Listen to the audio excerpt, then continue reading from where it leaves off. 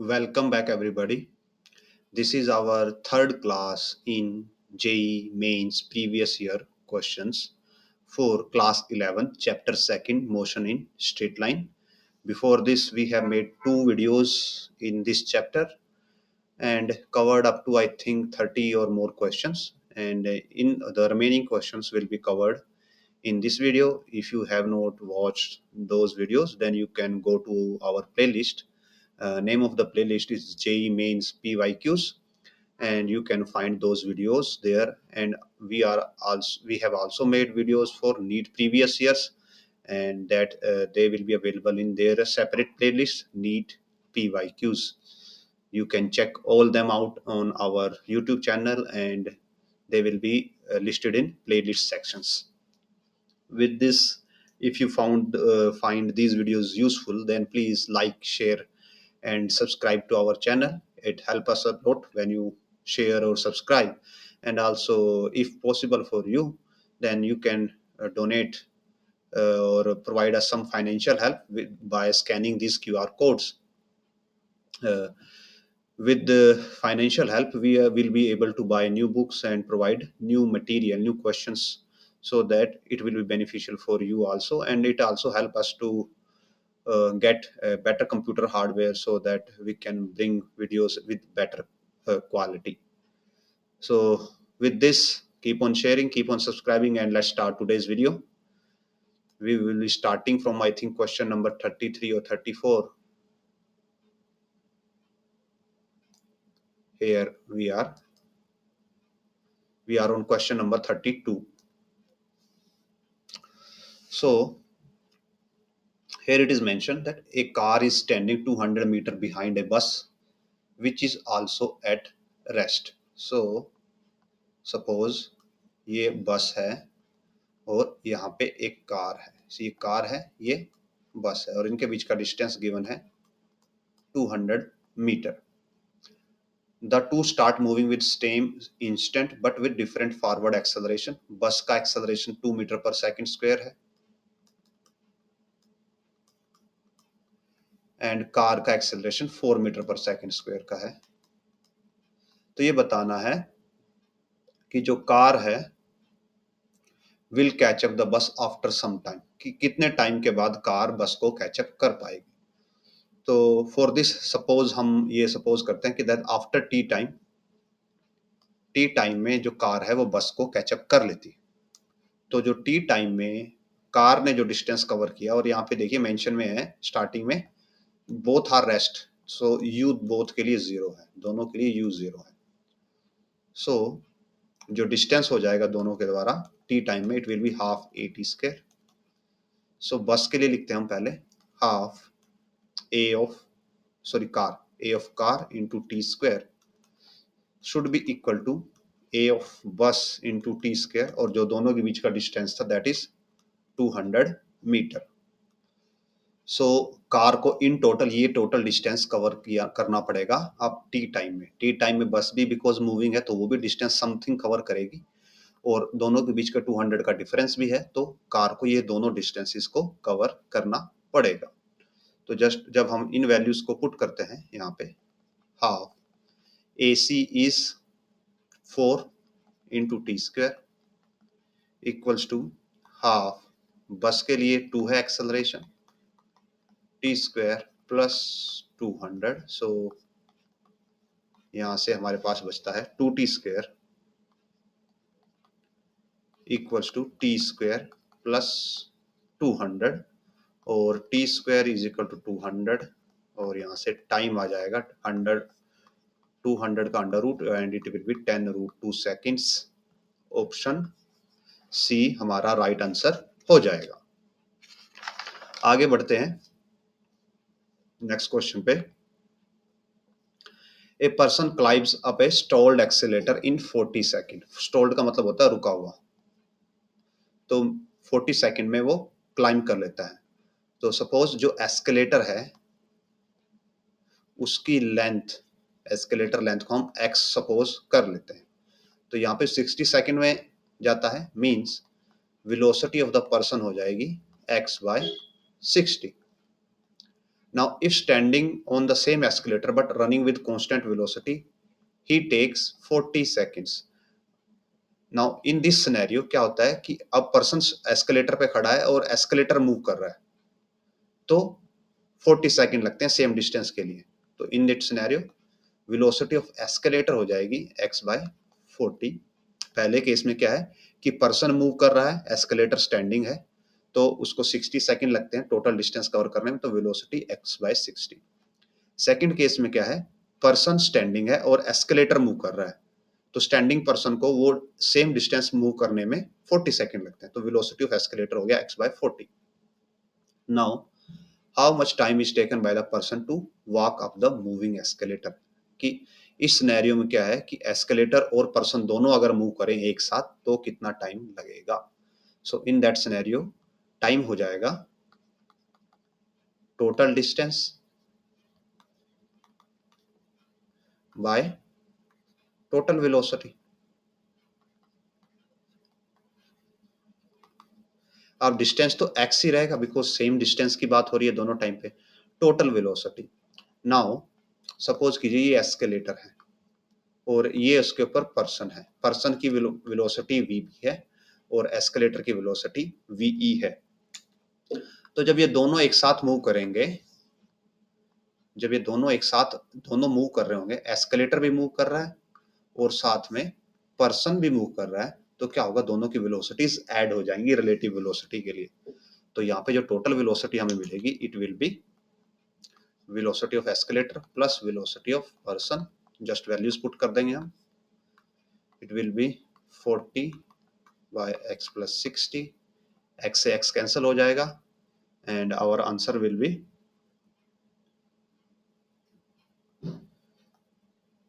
what we can do, it will be 60 into 40 by 60 plus 40, 60 plus 40 100, so answer आ जाएगा 24 second. Option C will be the right answer. आगे बढ़ते हैं। Now, a goods train accelerating uniformly on a straight railway track approaches an electric pole standing on the side of the track. Engine passes the pole with velocity u and guard's room passes with velocity v. The middle wagon of the train passes pole with the velocity. So it's something like scenario कुछ ऐसा है कि यहाँ पे कोई पोल है और यहाँ पे एक ट्रेन है, ये इंजन है और ये गार्ड रूम है, ये इंजन रूम है, ये गार्ड रूम है। तो क्या होता है, जब ये ट्रेन पास होती है, जब ये ट्रेन ऐसे पोल से पास होती है तो इंजन की वेलोसिटी पोल पे नोट होती है u, और जब ये ट्रेन आगे जाती है फिर गार्ड पास होता है पोल से, तो गार्ड की वेलोसिटी नोटिस होती है v। तो इंजन की वेलोसिटी जो नोटिस की गई पोल पे वो थी u और गार्ड की वेलोसिटी नोटिस की गई v। तो ये बताना है कि जो ट्रेन का मिडल वाला हिस्सा था वो किस वेलोसिटी से पास हुआ होगा। So what we can do, हम यहाँ पे पॉइंट्स बना लेते हैं। ये इंजन वाला पॉइंट है, ये मिडल पॉइंट है और ये गार्ड का पॉइंट है, और ये डिस्टेंसेस एक्स एक्स ले लेते हैं बिकॉज मिडल पॉइंट है तो दोनों साइड का डिस्टेंस इक्वल होगा। और यहाँ पे वेलोसिटी u बोली गई है और यहाँ पे वेलोसिटी v बोली गई है। तो हमारे पास इक्वेशन होती है third equation of motion, that v square minus u square is equal to 2a into distance. अब बिकॉज ट्रेन है और ट्रेन में एक्सेलरेशन है, हम ये मान के चल रहे हैं कि थ्रू आउट एक्सेलरेशन सेम रहेगी। So first we can write g और m पॉइंट के लिए, गार्ड और मिडल पॉइंट के लिए, that velocity of middle square minus velocity of guard square is equal to 2ax। और सिमिलरली मिडल मैन और engine के लिए हम ये सेम इक्वेशन लिख सकते हैं, that velocity of engine square minus velocity of m square is equal to 2ax, because distances दोनों टाइम पे सेम है और एक्सेलरेशन भी दोनों टाइम पे सेम है। तो अगर आप यहाँ पे देखोगे कि ये दोनों साइड का 2ax है तो दोनों साइड सेम है, मीन्स ये इक्वेशन इस इक्वेशन के बराबर है। So what we can write, vm square minus vg square is equal to ve square minus v M square, इसको आप इधर ले आए और जस्ट रीशफल करें चीज़ों को। So it will be V M square plus V M square is equal to V E square plus V G square.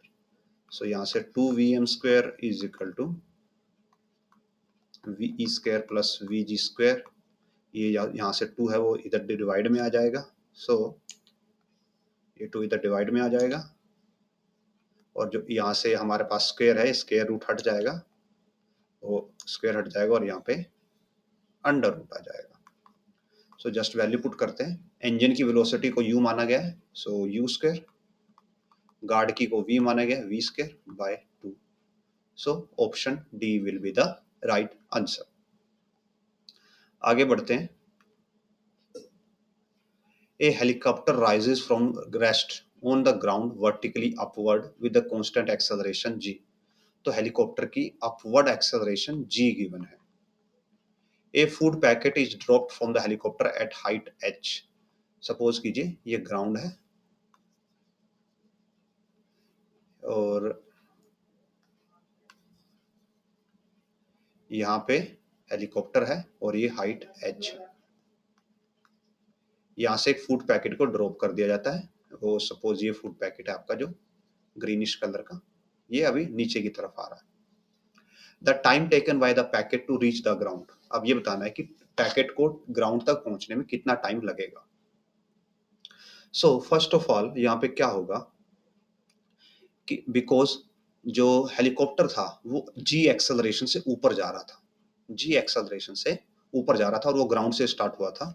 Means जो ये आपका हेलीकॉप्टर था ये ग्राउंड से स्टार्ट हुआ, इसके पास जी एक्सेलरेशन है और ये ऊपर की तरफ जा रहा है। तो जब ये हाइट एच पे पहुंच चुका है तो इसके पास कोई ना कोई वेलोसिटी होगी, और बिकॉज जो आपका पैकेट है वो भी उस टाइम पे हेलीकॉप्टर के अंदर ही था, तो सेम वेलोसिटी पैकेट के पास भी होगी। तो फर्स्ट ऑफ ऑल हमें जो ये उस टाइम पे पैकेट की वेलोसिटी है जो कि अपवर्ड होगी वो कैलकुलेट करनी होगी। सो हमारे पास रिलेशन होता है v square minus u square is equal to 2a into distance. अब यहाँ पे u इनिशियल वेलोसिटी है, तो हम ये मान के चल रहे हैं कि हेलीकॉप्टर ग्राउंड पे रेस्ट पे था, जो कि यहाँ पे मेंशन भी है, रेस्ट ऑन ग्राउंड। तो यहाँ से स्टार्ट हुआ तो u 0 हो गई, तो यहाँ से v स्क्वायर आ जाता है 2। एक्सेलरेशन उसके लिए g मेंशन है ऑलरेडी, एंड हाइट जो डिस्टेंस ट्रेवल किया दैट इज h। तो ये डिस्टेंस उसने ट्रेवल किया, तो ये वेलोसिटी हो गई एट हाइट h पे हेलीकॉप्टर की भी और पैकेट की भी। नाउ अब हमने पैकेट को ड्रॉप कर दिया, ठीक है। अब जब पैकेट को हमने ड्रॉप किया तो हमने ड्रॉप का मीनिंग उसको हेलीकॉप्टर से अलग कर दिया। तो जब आप उसको हेलीकॉप्टर से अलग करोगे तो वो सीधा ऐसे नीचे नहीं आएगा। जब आप उसको हेलीकॉप्टर से अलग करोगे तो अब उसके पास कोई एक्सेलरेशन नहीं रहा, बिकॉज एक्सेलरेशन तो हेलीकॉप्टर के पास था। ये जो जी एक्सेलरेशन था ये तो हेलीकॉप्टर के पास था। अब इस पैकेट के पास कोई एक्सेलरेशन नहीं रहा, बट उसके पास कुछ वेलोसिटी है 2√gh, और ये अपवर्ड वेलोसिटी है। तो क्या होगा कि ये पैकेट जब आप इसको हेलीकॉप्टर से लीव करोगे तो ये ऐसे थोड़ा ऊपर जाएगा, फिर इसकी वेलोसिटी 0 होगी और ये फिर नीचे आएगा। मीन्स स्ट्रेट में थोड़ा ऊपर जाएगा और वेलोसिटी 0 होगी और ये फिर नीचे आएगा। तो ये उसका पाथ होगा, पहले थोड़ा ऊपर जाके फिर नीचे आएगा। तो इसकी फाइनल इनिशियल पोजीशन और फाइनल पोजीशन के अंदर जो डिफरेंस होगा डिस्प्लेसमेंट का दैट विल बी -h। और यहां से फिर हम डिस्टेंस वाली इक्वेशन बना सकते हैं, दैट हमारे पास इक्वेशन होती है s is equal to u t plus half a T square. और ये किसके लिए लिख रहे हैं हम? पैकेट के लिए लिख रहे हैं। तो पैकेट का फाइनल डिस्प्लेसमेंट कितना है? -h, बिकॉज वो डाउनवर्ड आया। इनिशियल वेलोसिटी थी उसकी √2gh into some time t, कोई टाइम लगा होगा उसको t, माइनस बिकॉज अब वो डाउनवर्ड आ रहा है तो एक्सेलरेशन ग्रेविटी लग रही है और ग्रेविटी नेगेटिव होती है। So half g of T square. तो ये इक्वेशन बन जाएगी हेलीकॉप्टर के लिए, ओ सॉरी पार्टिक जो हमारा फूड पैकेट था उसके लिए। सो इसको हम जब थोड़ा सा रीएडजस्ट कर सकते हैं, इसको हम इधर लेके आ सकते हैं दोनों टर्म्स को। So it will be g t square 2 minus 2GHT minus h is equal to 0। यहाँ पे g/2 से डिवाइड करेंगे तो it will B t² minus जो g/2 है इधर 2/g हो जाएगा और उसको हम अंदर ले जाएंगे सभी को, 2GH। जब g/2 से डिवाइड करेंगे तो अंदर आके वो क्या हो जाएगा, g²/4 यानी 2² माइनस 2h/g इक्वल्स टू 0 और यहाँ पे मल्टीप्लाई में t है। सो फर्दर सोल्व करते हैं, t², g से g कैंसिल हो जाएगा और ये 4 ऊपर जाएगा तो it will be 8h/g into t minus 2h/g equal to 0। तो हमारे पास ये क्वाड्रेटिक इक्वेशन बन गई t² के अंदर। तो इसका हम रूट फाइंड आउट करते हैं यूजिंग जो हमारे पास क्वाड्रेटिक इक्वेशन का फॉर्मूला होता है, minus b plus minus b² minus 4ac/2a। तो इस फॉर्मूला का यूज करते हैं। तो दिस इज b, तो b का स्क्वायर करते हैं, it will be 8h/g plus minus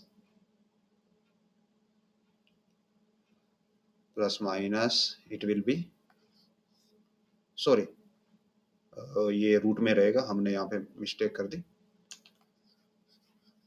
it will be b as it is आता है माइनस में, माइनस माइनस ये ऑलरेडी नेगेटिव है तो पॉजिटिव हो जाएगा। ये हो गया।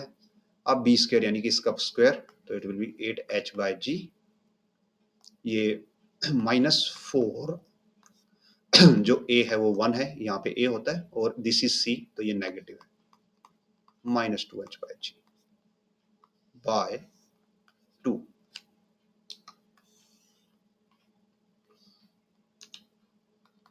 So it will be 8h/g plus minus 8h/g, और जब आप इसको भी करेंगे तो ये भी 8h/g ही आएगा बाय 2। फर्दर सोल्व कर सकते हैं, 8h/g प्लस माइनस जब आप दोनों को ऐड करेंगे इट विल बी 4h/g/2।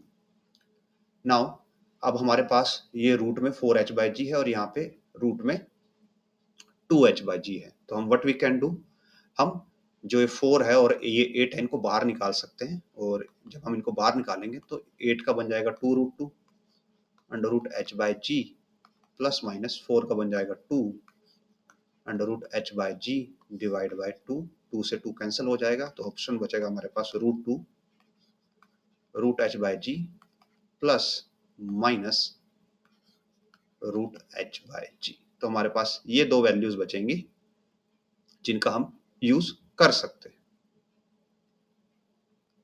एक हमसे मिस्टेक हो गई यहाँ पे, ये 8 + 8 ये 16 होगा, 4 नहीं होगा, इट विल बी 16, और 16 होगा तो यहाँ पे 4 आएगा, और 4 होगा तो हम जब इसको 2 से डिवाइड करेंगे तो यहाँ पे हमारे पास 2 बचेगा, और final answer will B √2 plus minus 2 √h/g। Now अब हम यहाँ पे दो ऑप्शन है, एक बार हम प्लस कर सकते हैं, एक बार हम माइनस कर सकते हैं। तो जब हम माइनस करेंगे तो देखिए √2 माइनस 2, √2 होता है 1.41, -2 करेंगे तो नेगेटिव नंबर आएगा जो कि टाइम नेगेटिव नहीं हो सकता, तो ओनली पॉजिटिव वैल्यू लेंगे। 2 + √2 means 3.41, so it will B 3.41 h√g। तो अगर हम ये ऑप्शन मैच करें जो हमारे आंसर है ऑप्शंस में, सो ऑप्शन सी यहाँ पे आप देख सकते हो 3.4 into √h/g will be the right answer. आगे बढ़ते हैं। सो a tennis ball is released from height h. After falling on a wooden floor, it rebounds and reaches height h/2. Velocity versus height of the ball during the motion may be represented graphically. So हमें velocity और graph का, velocity और height का graph बनाना है। तो starting में बोला गया है कि जो बॉल को रिलीज किया गया हाइट h से, आफ्टर फॉलिंग फ्रीली जो बॉल है वो वुडन फ्लोर पे रीबाउंड होती है। तो पहले हम रीबाउंड से पहले वाला देखते हैं। जब बॉल को आपने छोड़ा तो हम ये इक्वेशन अप्लाई कर सकते हैं कि डिस्टेंस के साथ वेलोसिटी की वैल्यू क्या होगी। और हमें स्टार्टिंग में पता है कि उसको रिलीज किया गया है, तो स्टार्टिंग वेलोसिटी 0 है, यानी कि u 0 है। So v square is equal to हो जाएगा 2, एक्सेलरेशन नेगेटिव होगा और यहाँ पे जो x है वो भी नेगेटिव होता है बिकॉज जो बॉल नीचे की तरफ आ रही है, तो आपके पास ये 2gx बनेगा। और यहाँ से जो आप वेलोसिटी की वैल्यू आएगी, वेलोसिटी की यहाँ से आपके पास 2 वैल्यूज आ सकती हैं, पॉजिटिव नेगेटिव, √2gx। बट यहाँ पे हमें नेगेटिव वैल्यू लेनी होती है। Why negative value? बिकॉज जो डाउनवर्ड वेलोसिटी है वो नेगेटिव अज्यूम की जाती है। सो जो वेलोसिटी है वो प्रोपोर्शनल हो जाएगी नेगेटिव ऑफ 2gx²। और यहाँ पे अगर हम हाइट h ले रहे हैं तो velocity will be proportional to negative of h²। Means जब बॉल नीचे आ रही है तो उसकी वेलोसिटी नेगेटिव h² के नेगेटिव के प्रोपोर्शनल होगी। जैसे जैसे जो हमारा h बढ़ेगा, वेलोसिटी का वैल्यू तो बढ़ेगी बट जो साइन है वो वेलोसिटी का नेगेटिव ही रहेगा। एंड अगेन जब हमें ये पता है कि जब हाइट 0 हो जाएगी, बिकॉज पहले वो h हाइट पे थी, अब हाइट 0 हो गई जब, तो उसके पास मैक्सिमम वेलोसिटी होगी।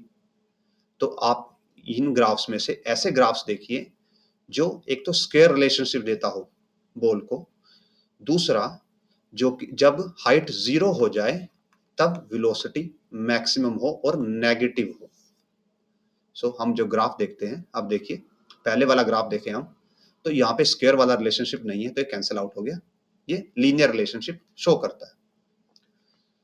ये यहाँ पे स्क्वायर वाला रिलेशनशिप है, यहाँ पे स्क्वायर वाला रिलेशनशिप है, यहाँ पे स्क्वायर का रिलेशनशिप तो है, बट आप देखोगे कि जब हाइट 0 है तो वेलोसिटी भी 0 होगी, तो ये ग्राफ भी कैंसिल आउट हो गया। Now coming to these two graphs, अगर आप दोनों में देखोगे तो जो एक्चुअल स्क्वायर वाला है वो ये ग्राफ है, ये स्क्वायर वाला नहीं, ये 1/x वाला ग्राफ है। So this graph will also be cancel out, तो हमारे पास ऑप्शन ओनली ये बचेगा। तो जो ये वाला पार्ट है, इसमें नीचे वाला पार्ट है, ये फर्स्ट पार्ट ये डिनोट करता है कि जब आपकी बॉल को रिलीज किया गया, रिलीज फ्रॉम हाइट h, जब हाइट h से उसको रिलीज कर दिया तो ये बॉल नीचे आ रही है, हाइट उसकी कम होती जा रही है और वेलोसिटी बढ़ती जा रही है।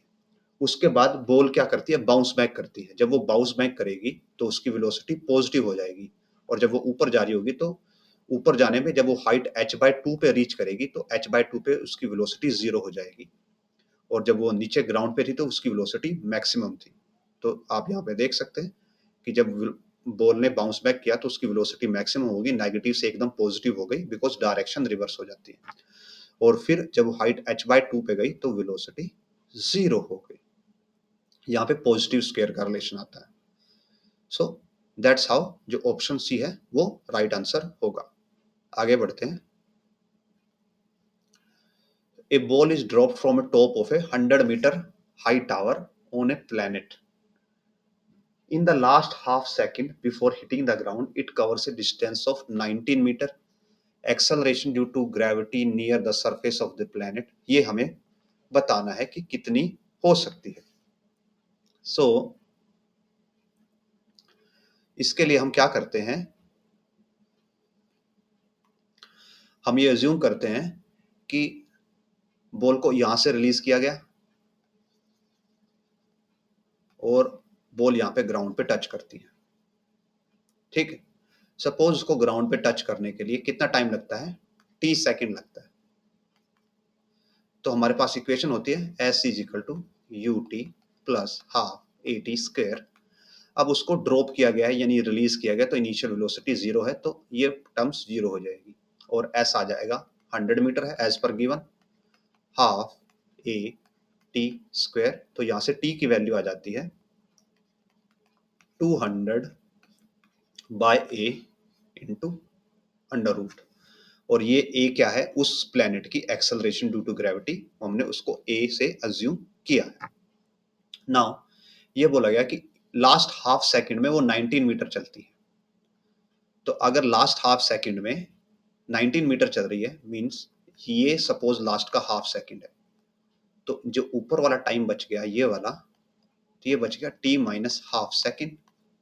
और यहाँ पे वो 19 मीटर चलती है, 19 मीटर, तो ऊपर वाले में कितना चलेगी, 100 माइनस, बिकॉज टोटल 100 है, 100 माइनस 19, 81 मीटर्स चलती है t माइनस हाफ सेकेंड में।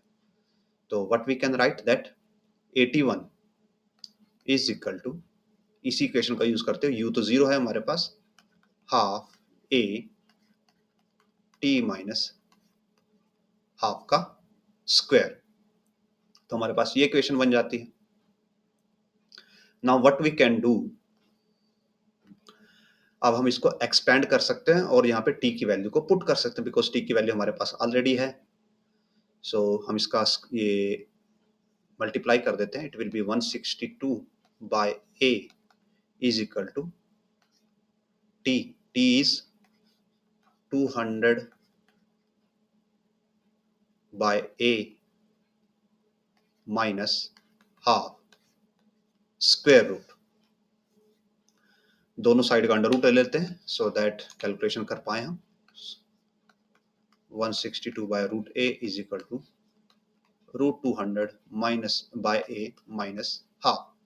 अब जस्ट हमें रीशफल करना है चीजों को, इन दोनों को इधर लेके आएंगे, हाफ को इधर ले आएंगे और 162 को इधर ले आएंगे। So half will be root 200 by a minus root 160 by a। इसको हम 1 बाय रूट a कॉमन लेके लिख सकते हैं रूट 200 माइनस रूट 162,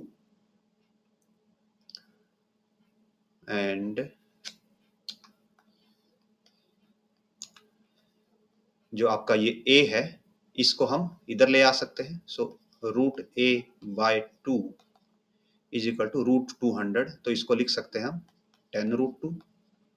और जो 162 होता है, 162 इज 81 इंटू 2, और जब आप रूट करोगे तो 81 का 9 आ जाएगा, it earn root 2, so 9 root 2। So root a will be, इनको आप माइनस करोगे तो ओनली आपके पास रूट 2 बचेगा और 2 इधर आ जाएगा। तो आप स्क्वायर कर दो बोथ साइड, 2 का स्क्वायर 4 एंड 4 रूट 2 का square 2, it will be 8 metre पर सेकेंड स्क्वायर, आंसर हो जाएगा। एंड ऑप्शन मैच करते हैं, तो यहाँ पे हमें आंसर ही फिल करना है, तो इट विल बी 8 मीटर पर सेकेंड स्क्वायर। आगे बढ़ते हैं। सो it is mention A ball is thrown vertically upward, ball को ऊपर की तरफ थ्रो किया गया है। कौन सा ग्राफ वेलोसिटी वर्सेस टाइम को रिप्रेजेंट करता है करेक्टली। ना हमें यह पता है कि जब हम बॉल को थ्रो करेंगे ऊपर तो स्टार्टिंग वेलोसिटी क्या होगी, पॉजिटिव होगी, फिर वो क्या होती रहेगी, रिड्यूस होगी और जीरो हो जाएगी, और उसके बाद बॉल नीचे की तरफ आएगी तो वेलोसिटी नेगेटिव होना शुरू हो जाएगी, और जब बॉल वापस ग्राउंड को टच करेगी तो वेलोसिटी प्रॉपरली नेगेटिव होगी। मींस वेलोसिटी पहले स्टार्टिंग में पॉजिटिव होगी, फिर रिड्यूस होगी, फिर हाईएस्ट पॉइंट पे वेलोसिटी जीरो हो जाएगी, फिर वेलोसिटी नेगेटिव होगी और फिर मोर नेगेटिव होगी। एंड जितनी स्टार्टिंग वेलोसिटी अगर u थी तो at last velocity minus u हो जाएगी अगर हम फ्रिक्शन को इग्नोर करें। तो मींस u से माइनस u तक वेलोसिटी मूव करेगी। तो अगर आप ग्राफ देखो u से माइनस u तक कौन जा रहा है, तो पहला ग्राफ जाता है v2 नेगेटिव समथिंग तक, दूसरा तो पॉजिटिव ही है तो ये नहीं होगा, थर्ड जीरो से स्टार्ट होता है तो ये नहीं होगा, और फोर्थ भी ऐसे ही है कि अगर आप फोर्थ में देख रहे हो ग्राफ में तो स्टार्टिंग वेलोसिटी पॉजिटिव है और बाद की वेलोसिटी नेगेटिव हो जाती है। तो अब हमें ये देखना है कि कौन सा सही है इनमें से। तो अगर आप लास्ट वाले में इसमें देखते हो तो इसमें आप देखोगे कि आपके पास एक टाइम पे दो वेलोसिटी की वैल्यू आ रही है, एक ही टाइम पे टू वेलोसिटीज वैल्यू आ रही है, जो कि पॉसिबल नहीं है, बिकॉज टाइम तो इंक्रीज होता रहेगा, टाइम नेगेटिव नहीं होता या टाइम रिवर्स बैक नहीं आता। So only option A will be the right answer. आगे बढ़ते। So, two stones are thrown up simultaneously from the edge of a cliff 240-meter high with initial speed of 10 meter per second and 40 meter per second respectively. Which of the following graphs best represent the time variation of the relative position of the second stone with respect to the first stone? तो जो दोनों stone हैं उनको 240 metre की height से फेंका गया है और वेलोसिटी पॉजिटिव है, मींस दोनों को ऊपर की तरफ थ्रोन किया गया है। तो हम ये मान लेते हैं कि ये हमारी हाइट है 240 मीटर और ये पहला स्टोन है, ये दूसरा स्टोन है। पहले वाले को 10 से थ्रो किया गया, दूसरे वाले को 40 से थ्रो किया गया है। अब हमें क्या लिखना है, जो इनके बीच का रिलेटिव पोजीशन का डिस्टेंस है उसके बारे में हमें ग्राफ प्लॉट करना है। तो what we can easily write that S1 हो जाएगा 10, सपोज कोई टाइम t लेते हैं, 10t माइनस हाफ GT², और ये हम 10 वाले के लिए लिखा हमने, और जो 40 वाला उसके लिए हो जाएगा 40t माइनस हाफ GT²। ये इक्वेशन हो जाएगी। नाउ अब अगर आप हमें क्या निकालना है, यहाँ पे ग्राफ प्लॉट करना है y2 माइनस y1 यानी कि S2 माइनस S1 का ग्राफ प्लॉट करना है। तो S2 माइनस S1 अगर आप ग्राफ प्लॉट करते हो तो इट विल बी हाफ 80² दोनों में कैंसिल हो जाएगा, 40 minus 10 it will B 30 into T. Means S2 minus S1 के लिए हमारे पास जो ग्राफ आएगा वो एक लीनियर ग्राफ आएगा टाइम में। तो अगर हम देखें ऑप्शंस तो हमारे पास सभी ग्राफ्स लीनियर हैं और यहाँ पे कुछ कर्व वाले ग्राफ भी हैं। तो ये कर्व वाला ग्राफ क्यों है, तो उसका रीजन ये है कि जब आप इसको थ्रो कर रहे हो, जब आपने ऑब्जेक्ट्स को थ्रो किया तो क्या होगा, इसके पास वेलोसिटी 10 मीटर पर सेकंड ही है। जो पहला वाला ऑब्जेक्ट है इसके पास वेलोसिटी 10 मीटर पर सेकंड है, तो ये 1 सेकंड में ऊपर जाएगा, 1 सेकंड के बाद इसकी वेलोसिटी 0 हो जाएगी और दूसरे सेकंड में ये वापस इधर आ जाएगा। आफ्टर सेकंड 2, जब टाइम 2 सेकंड होगा तो ये ऊपर जाके वापस इधर आ चुका होगा और अब ये वापस नीचे जाएगा।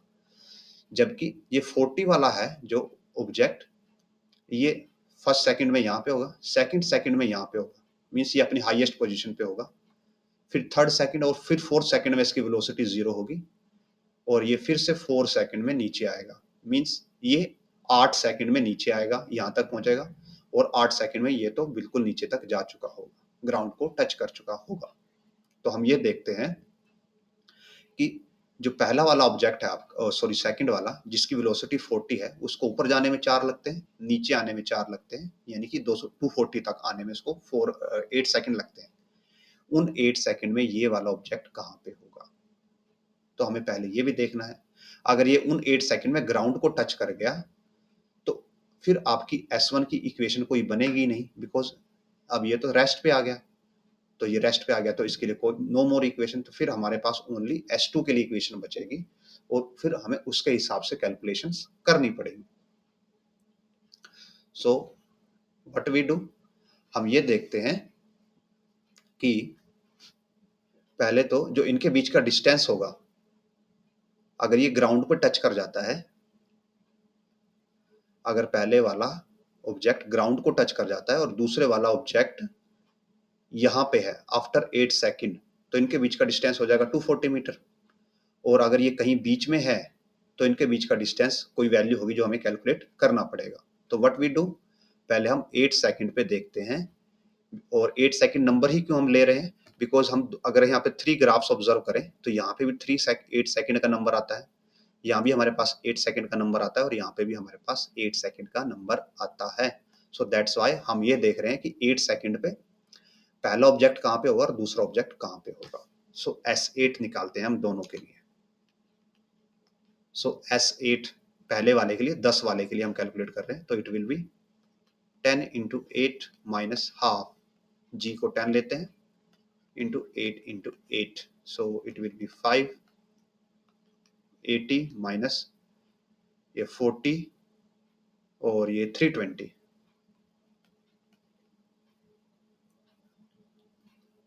40 हाँ 320, so it will be minus 240 metre. Means 8 second के बाद आपका पहला ऑब्जेक्ट तो ग्राउंड को टच कर चुका होगा। और अब हम दूसरे ऑब्जेक्ट के लिए देखते हैं S8 कितना होगा, it will be 40 into 8 minus half 10 8 8 8, so it will be 320 minus 320 0 means दूसरे ऑब्जेक्ट का displacement at s is equal to 8 second 0 हो जाएगा। मीन्स 8 सेकेंड के अंदर ये ऑब्जेक्ट ऊपर जाके वापस अपने 240 की हाइट पे आ चुका है। नाउ बिकॉज आफ्टर 8 सेकेंड जो पहला वाला ऑब्जेक्ट है वो ग्राउंड को टच कर चुका है, तो जो डिस्टेंस होगा दोनों के बीच में वो अब इस इक्वेशन से गवर्न नहीं होगा। अब वो किस इक्वेशन से गवर्न होगा, अब हमें उसके लिए अलग से इक्वेशन लिखनी पड़ेगी। आफ्टर S8 के बाद जो S2 है वो तो एज इट इज रहेगा 40t minus half GT square, और जो हमारा S1 है वो हो जाएगा माइनस 240 मीटर। सो अब जो हमारा S1 माइनस S2 है या S2 माइनस S1 है वो इस इक्वेशन से गवर्न होगा 40t minus half GT square plus 240। अब इस इक्वेशन से हमारा डिस्टेंस है जो वो गवर्न होगा। और फाइनली क्या होगा, कुछ टाइम के बाद जो आपका ये ऑब्जेक्ट है S2 ये भी ग्राउंड पे आ जाएगा, और जब वो ग्राउंड पे आ जाएगा तो दोनों के बीच का डिस्टेंस 0 हो जाएगा। और जब तक ये ग्राउंड पे नहीं आता तब तक इनके बीच का जो डिस्टेंस का रिलेशन है वो स्केयर बेस रिलेशन रहेगा।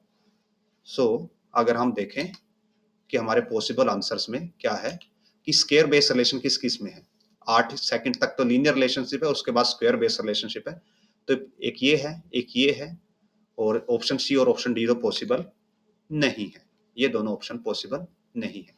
और जो ये वाला रिलेशन है ये 1/x का रिलेशन है, नॉट स्क्वायर बेस रिलेशन।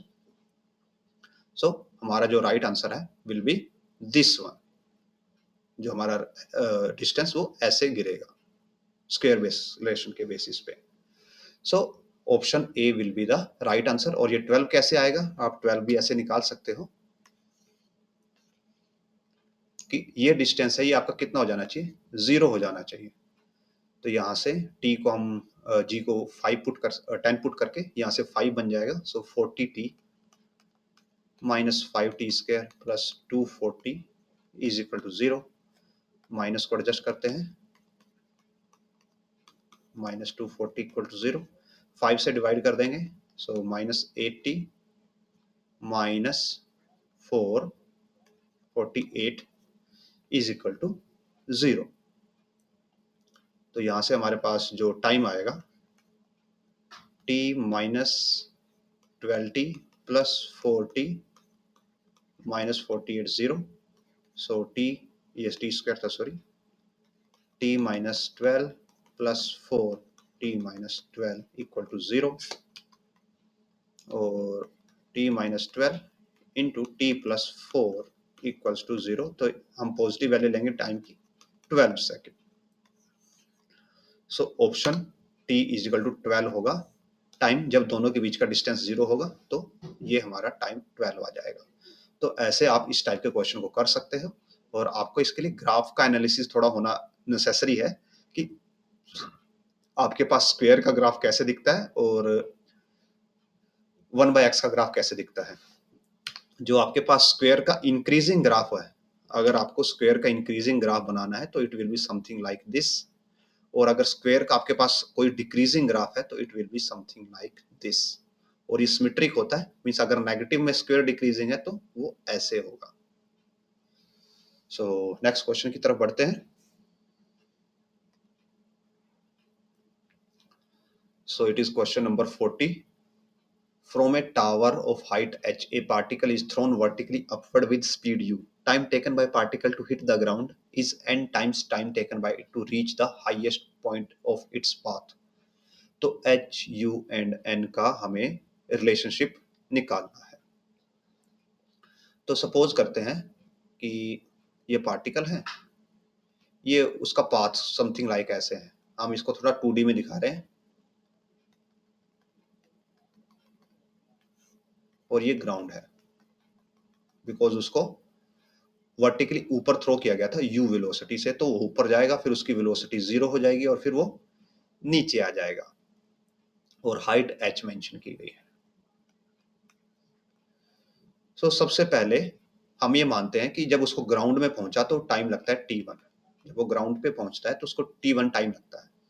तो फॉर दिस सिनेरियो हम इक्वेशन लिख सकते हैं using this ut plus half at square में displacement is minus h because नीचे की तरफ आया है, minus h is equal to u t1 minus half gt square. तो ये आ गया जब वो नीचे की तरफ आया तो उसका टाइम। अब हमें इसका हाईएस्ट पॉइंट तक पहुंचने का टाइम निकालना है। तो वो कैसे निकाल सकते हैं, हमें पता है कि हाईएस्ट पॉइंट पे वेलोसिटी 0 होती है। So we can use v is equal to u plus a t और उसको हम बोल देते हैं time t2। So highest point पे वेलोसिटी 0 हो जाएगी, 0 is equal to u minus g t2 और यहाँ से t2 की वैल्यू आ जाती है u is equal to g2 और gt2 और t2 is u bye g। अब हम क्या करते हैं, जो हमारे इधर t1 था, ये जो हमारे पास ये वाली इक्वेशन है, हम इसको थोड़ा सा एडजस्ट करते हैं सो दैट हम t1 और t2 का यूज कर पाए एक दूसरे के साथ। So minus h u t1 half g t1 square. और अभी हमारे पास t1 और t2 में ऐसा कोई रिलेशन है नहीं, बट हमारे पास u का रिलेशन है दैट हम u को यहाँ से यूज कर सकते हैं डिपेंडिंग अपॉन रिक्वायरमेंट जो हम यूज करेंगे। सो इन दोनों को इस साइड ले आते हैं सो दैट ये पॉजिटिव हो जाए। G t1 square by 2 minus u t1 minus h is equal to 0 और t1 square is equal to हो जाएगा 2u by g t1 minus 2h by g equals to 0। अब हम यहाँ से t1 की वैल्यू निकालते हैं यूजिंग जो हमारे पास रूट के लिए फॉर्मूला होता है। तो ये हो जाएगा माइनस बी यानी कि 2u by g plus minus b square. So it will be 4u square by g square plus, because ये होगा माइनस 4ac होता है और c में नेगेटिव साइन है already. So it will be 8h by g divide by 2। अब हम क्या करेंगे, बिकॉज हमें ये पता है कि ये दोनों चीजें पॉजिटिव नेगेटिव में है और ये क्या है 2u बाई जी का ऑलरेडी स्क्वायर है और प्लस में सम वैल्यू है। तो अगर आप इसमें स्क्वायर करके ऐड करके कुछ वैल्यू को करोगे तो it will be greater than 2u by G. So अगर हम यहाँ पे माइनस साइन लेंगे तो ये नेगेटिव देगा। लेट मी एक्सप्लेन कैसे। सपोज कीजिए अभी के लिए कि 2u बाई जी की वैल्यू 3 है। So it will be like 3 plus minus 3 का स्क्वायर और सपोज ये 1 है by 2। So it will be 3 plus minus 9 plus 1। तो ये जो इसका अंडर रूट आप सोल्व करोगे ये 3 से ग्रेटर ही आएगा। तो यहाँ पे कोई लॉजिक नहीं बनता कि आप यहाँ पे नेगेटिव साइन लो, बिकॉज उसमें टाइम नेगेटिव आ जाएगा, बिकॉज हम टाइम की वैल्यू निकाल रहे हैं तो टाइम ऑलवेज पॉजिटिव होता है। तो हम ओनली पॉजिटिव साइन लेके यहाँ पे कैलकुलेशंस करेंगे। So taking only positive sign, तो हमारे पास बचेगा 2u by g plus minus plus 4u square by g square plus 8h by g divide by 2। ये हमारे पास बचेगा किसकी वैल्यू, ये वैल्यू है t1 की। नाउ हमें ऊपर एक रिलेशन गिवन था that time taken by particle to hit the ground is n times to reach the highest point. Means जो हमारा t2 है it is n times, sorry, जो हमारा t1 है it is n times t2। जो ऊपर जाने में टाइम लगा था और जो नीचे आने का टाइम था t1, वो ऊपर जाने वाले टाइम का n टाइम्स है। सो हमें इसी रिलेशन का यूज करना है। सो फ्रॉम दिस ये हो जाएगा 2u/g plus 4u² plus 8h/g/2 is n times of T2 और T2 की वैल्यू हमारे पास है u/g।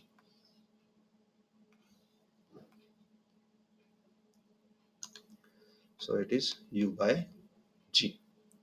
अब हम क्या कर सकते हैं, यहाँ पे हम इसको, ये जो 2 है इसको उधर लेके जाएंगे और जस्ट इक्वेशन सॉल्व करना स्टार्ट करेंगे। 2u/g plus 4u² plus 8h/g is equal to 2nu/g। अब इस 2u/g को हम इधर लेके आ सकते हैं नेगेटिव में, सो हमारे पास बचेगा 4u² plus 8h/g is equal to, जब ये माइनस में जाएगा उधर से, सो nu को कॉमन लिया जा सकता है। So from that what we will get, so we can take like this 2 outside और u भी outside and it will be n-1/g। हमने 2u/g को कॉमन ले लिया और यहाँ पे n-1 बच गया। अब हम क्या कर सकते हैं, यहाँ से हम 2 को कॉमन निकाल सकते हैं। सो इट विल बी, या हम बोथ साइड का स्क्वायर कर देते हैं, 4u² plus 8h/g is equal to 4u² n-1 square. Both side 4 से डिवाइड कर देते हैं, सो हमारे पास बचेगा u² plus 2h/g is equal to u² n-1 square. इस टर्म को फिर से इधर लेके आ सकते हैं, सो 2h/g is equal to u²/g² हम कॉमन लेंगे and it will B n-1 square minus 1।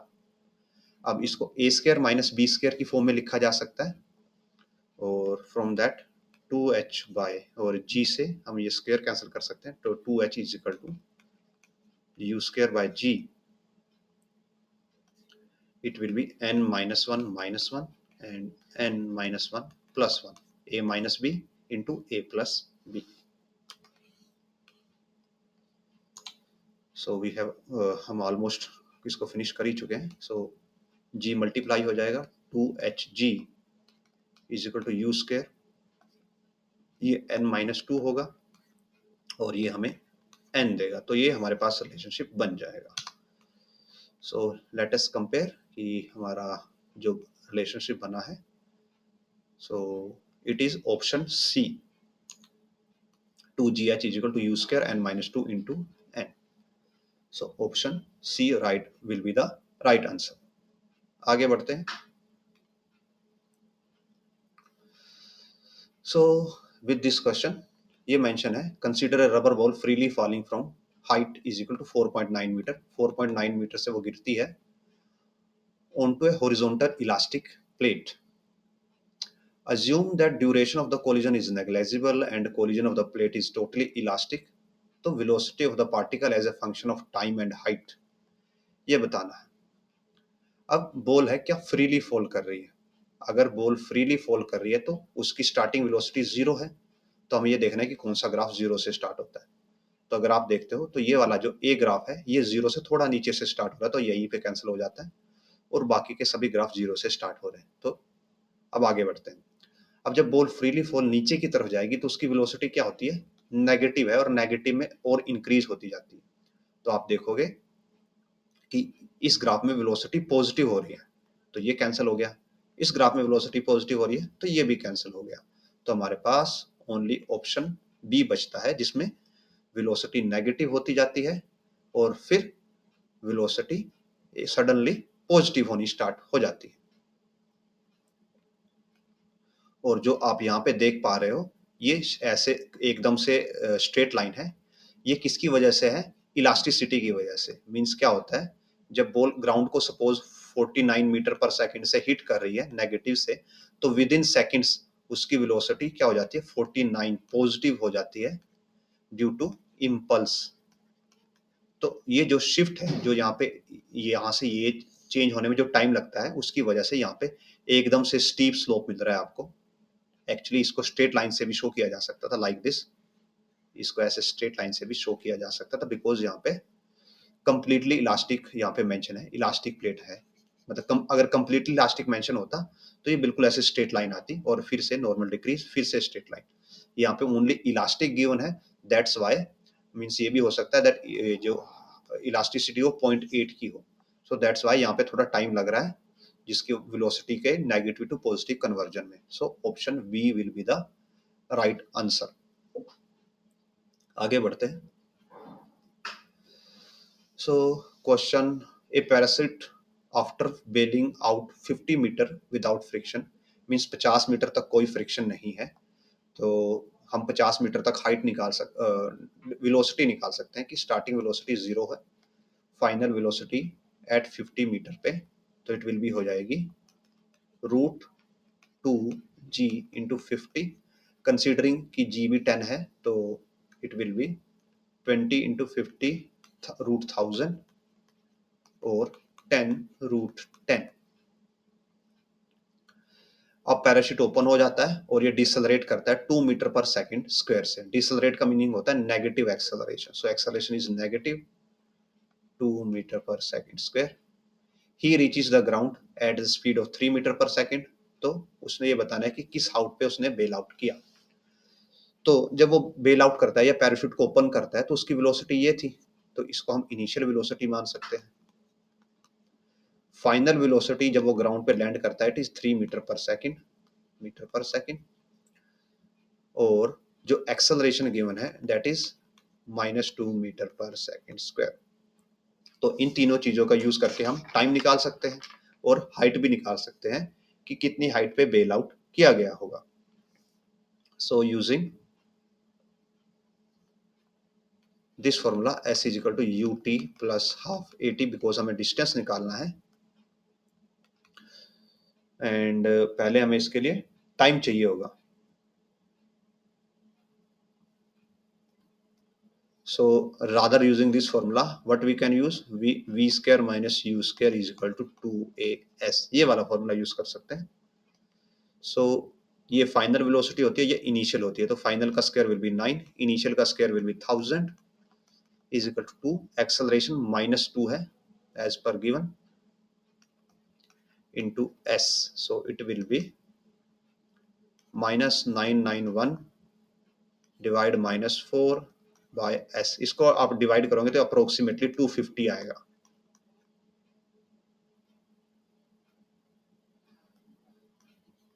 So 250 and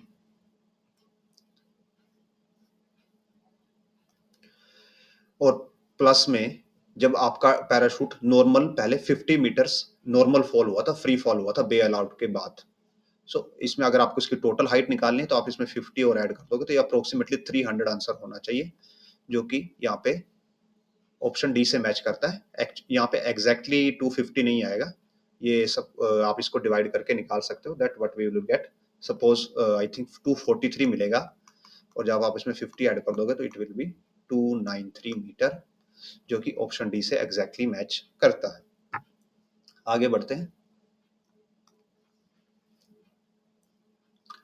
so a ball is release from the top of tower of height h metre, height h से release की गई है, t second में ground पे पहुंच जाती है, पोजीशन बतानी है t/3 सेकंड पे। सो t सेकंड में ग्राउंड पे पहुंच जाती है, means h is equal to half g t square, और अभी आप h डैश निकालोगे कि उसने कितना डिस्टेंस कवर कर लिया है, कितने में, t/3 में, सो it will be half g t square into 1/9, और ये क्या है h, so h dash is h/9, means h/9 उसने कवर कर लिया है, कहां से, टॉप से, टॉप से वो h/9 पे है, तो ग्राउंड से कितने पे होगी, it will B h - h/9, और इसको आप जब सोल्व करोगे it will be 8h/9. So 8h/9 metre from the ground answer आएगा. और अभी हम इसका आज का लास्ट क्वेश्चन करते हैं. So question is, from a building, two balls are thrown such that A is thrown upward, B is thrown downward. If V and VB are respective velocity on reaching the ground, तो ये बताना है कि then दोनों velocity का relation बताना है कि दोनों के पास क्या velocity होगी.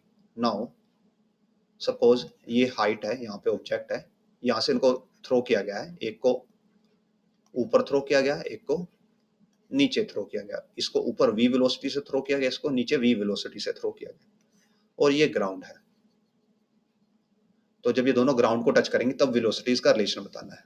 तो वी नो कि जब ये आपकी बॉल ऊपर जाएगी तो इसकी वेलोसिटी 0 होगी, और ये फिर जब नीचे आएगी तो जिस वेलोसिटी से इसको थ्रो किया गया था इस हाइट से, तो जब ये नीचे आएगी तो इसकी वेलोसिटी सेम ही होगी, जस्ट अपोजिट डायरेक्शन में होगी.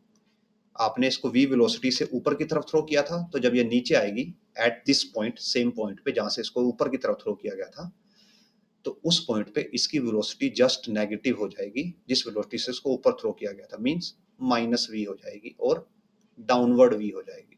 तो आप यहां से देख सकते हैं कि जब दोनों को थ्रो किया जा रहा है एट सेम पॉइंट दोनों की वेलोसिटी सेम है डाउनवर्ड, तो जब ये ग्राउंड पे पहुंचेंगे दोनों तब भी वेलोसिटी सेम ही रहेगी. So option b will be the right answer. और या आप ऐसे निकाल सकते हो कि हम ये इक्वेशन यूज कर सकते हैं, v square minus u square is equal to 2as. s क्या है यहाँ पे?